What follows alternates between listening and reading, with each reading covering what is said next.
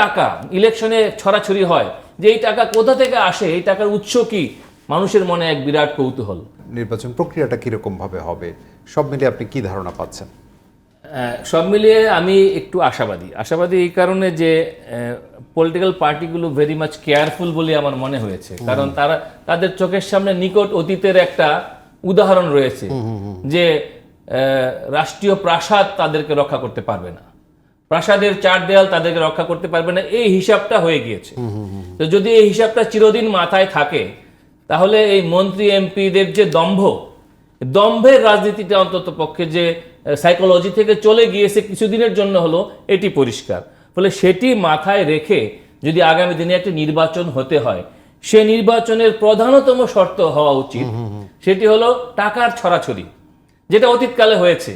যে এত টাকা ইলেকশনে ছড়াছড়ি হয়, যে এই টাকা কোথা থেকে আসে, এই টাকার উৎস কি, মানুষের মনে এক বিরাট কৌতূহল। এই অবস্থা মানুষ আবারও দেখতে চায় না। এবং একই রকমভাবে বাংলাদেশের নির্বাচনে হুন্ডা এবং গুন্ডার ব্যবহার বলে গ্রামাঞ্চলে একটি কথা আছে। এই হুন্ডা গুন্ডার যে নির্বাচন, এই নির্বাচনও মানুষ দেখতে চায় না।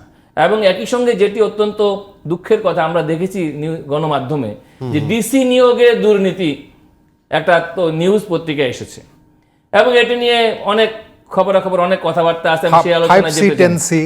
হ্যাঁ, তাহলে ডিসিএসপি নিয়োগের যে এই যে পুরানা পদ্ধতি যদি ইলেকশনের সময়ও চলে, তাহলে প্রত্যেকের সুবিধা মতো ডিসি নিয়োগ করাবে এবং তার জন্য পয়সা ঢালবে এবং সেই রকম একটি নির্বাচন হবে। এই জায়গাগুলোকে প্রতিহত করা, সামনে দুর্গাপূজা, এটাকে নিয়ে সংখ্যালঘু সম্প্রদায়ের মধ্য দিয়ে একটু আতঙ্ক ছড়ানোর চেষ্টা হচ্ছে, এগুলোও কিন্তু ইলেকশনে আপনার একটা প্রভাব ফেলে। আমরা প্রতিটি নির্বাচনে এগুলো দেখেছি যে ব্লেম গেমের যে থিওরি, নো ব্লেম গেম।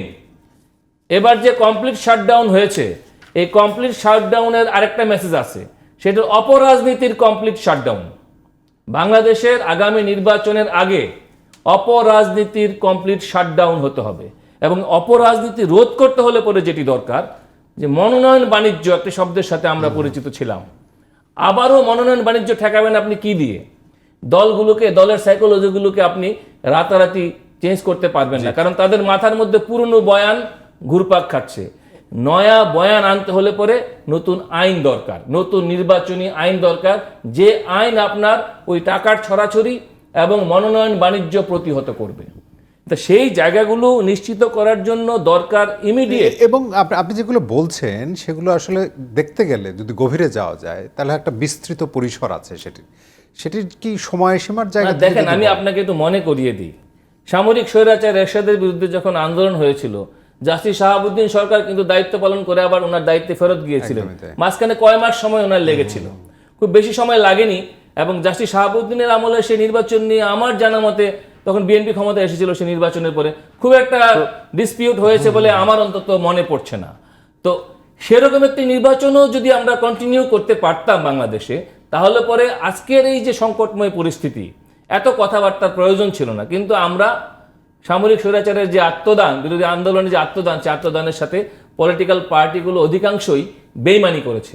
তো আবারও যদি শহীদের রক্তের সাথে বেইমানি করা হয়, সেই বেইমানি জবাব দেওয়ার জন্য কিন্তু জনগণ স্ট্যান্ড বাই আছে।